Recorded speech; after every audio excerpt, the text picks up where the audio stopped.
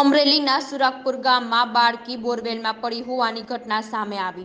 સુરકપુર ગામની વાડી વિસ્તારમાં ખેતમજૂરની 1.5 વર્ષની બાળકી આરોહી બોરવેલમાં પડી ગઈ હતી। રમતા રમતા બાળકી બોરવેલમાં પડી। આ ઘટનાની જાણ થતાં જ 108ની ટીમ ઘટના સ્થળે પહોંચી હતી અને 108 દ્વારા બાળકીને બોરવેલમાં ઓક્સિજન આપવાની કાર્યવાહી શરૂ કરવામાં આવી। 1.5 વર્ષની બાળકી બોરવેલમાં 45 થી 50 ફૂટના અંતરે હોવાનું પ્રાથમિક અનુમાન લગાવવામાં આવી રહ્યું છે। આરોહીને બચાવવાની કામગીરીઓ તંત્ર દ્વારા શરૂ કરવામાં આવી।